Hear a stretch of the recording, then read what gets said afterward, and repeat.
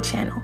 Today we're gonna bake something delicious while having a heart-to-heart about finding your purpose, setting goals, and dealing and feeling with stress in your 20s. So let's get started. So I'm in my 20s, and like many of you, I've had my fair share of ups and downs. There are so many days where I feel like I have everything figured out, and then there's many days where I feel just completely lost. If you can relate, leave a comment below and let's talk about it. I feel like society puts so much pressure on us having our lives planned out by a certain age. But the truth is, it's okay not to have everything planned out. It's okay to explore, make mistakes, and change your mind. Just like this recipe, sometimes you need to tweak things as you go. Nothing has to be set in stone. Nothing has to go exactly how you want it at that exact moment. I feel like something that really helps is setting goals. But also, setting goals can be so overwhelming. Sometimes we set these huge goals, and when we don't achieve them quickly, we get discouraged. I've learned to set small, achievable goals and celebrate those little victories.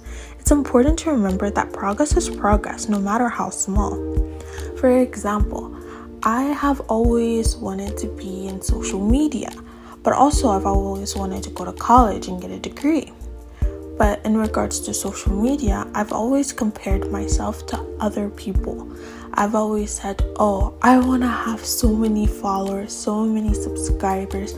I want to get to this high point so fast because I see so many other people just go viral and do that. But then I realized me reaching 100 subscribers versus someone reaching 100,000, we have different paths and we're on our own different journeys. I don't know how long it took them to get 100,000 subscribers, and they don't know how long it took me to get 100. So I feel like comparing ourselves to other people and setting our goals based off of other people's achievements is just setting us up for failure. Yes, it's okay to have a goal. It's okay to realize I want to get to this point at this point. But also I feel like having a realistic goal and working small and working your way up to the top is way much better than trying to achieve something overnight that's so small and insignificant. Because then, are you really making a difference?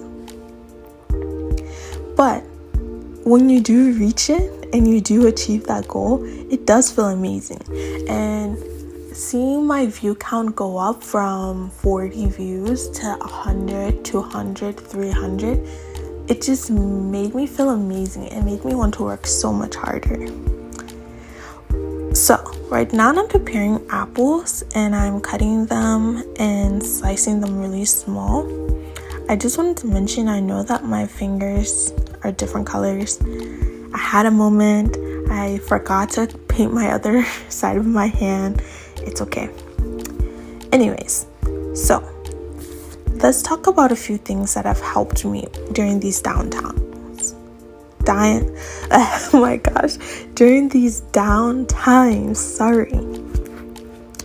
So, first up is talking to friends and family.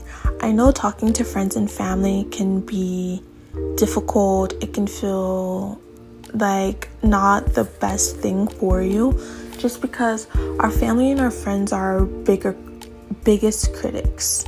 Oh my gosh, what's wrong with me today? Our family and our friends are our biggest critics. They're the ones that are always going to tell us how it is. So I know it can be scary to go to them and say like, oh, I'm struggling with this. Oh, I need your help. But I feel like because they know us the best, they know what's best for us, and they know enough to know what we need and how we need it.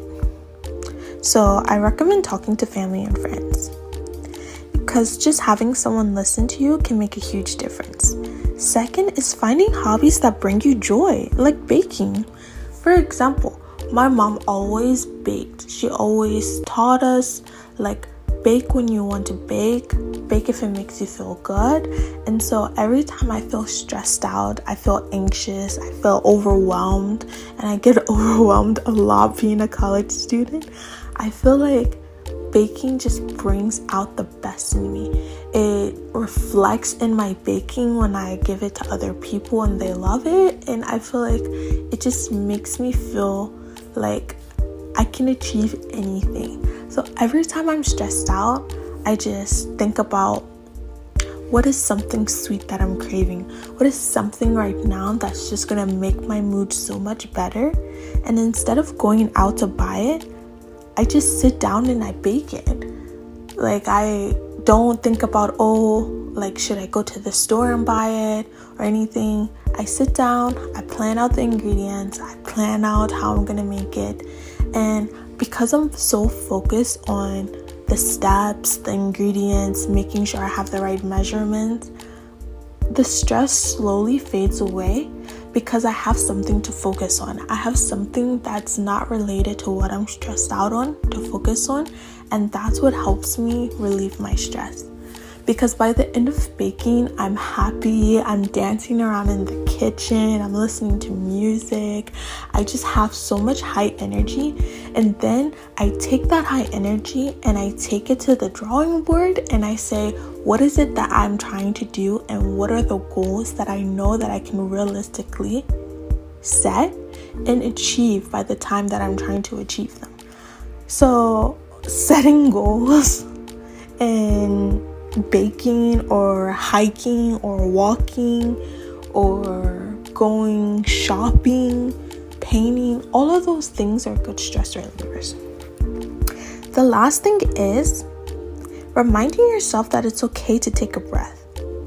Just take a breath, take a break, go in the corner, look up at the ceiling, take a deep breath, go outside, take a deep breath, even take a nap, a shower, anything that's just gonna help you just get out of that headspace, even for just a minute.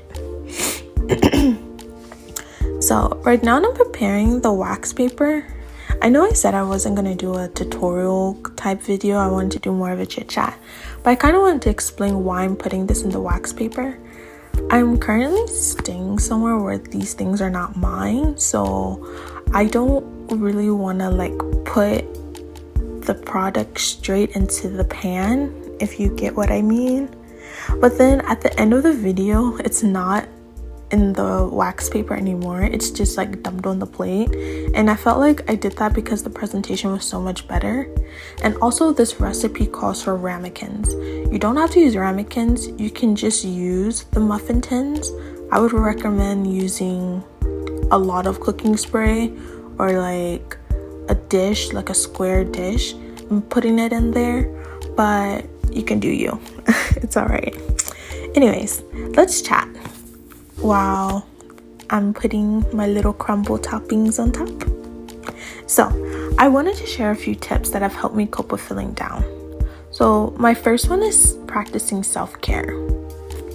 I know everyone says practice self-care, do your nails, do your hair, do all those things, but what I'm going to talk about is the self-care that people don't really talk about.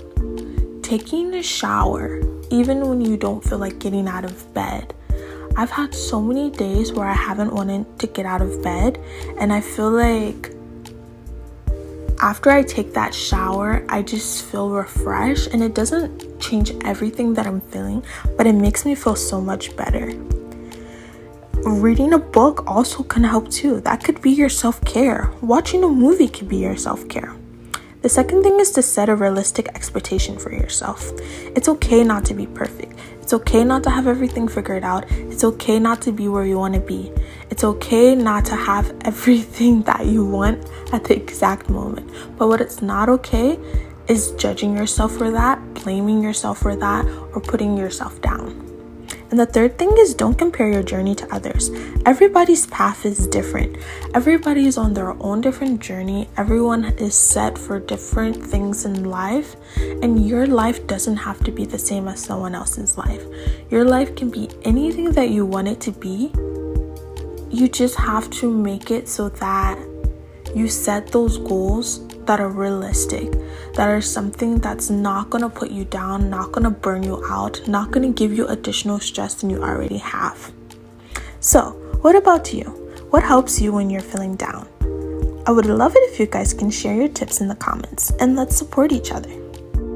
So if you're in your 20s and feeling lost or down, just know that you're not alone. We're all on this journey together, and it's okay to take it one step at a time.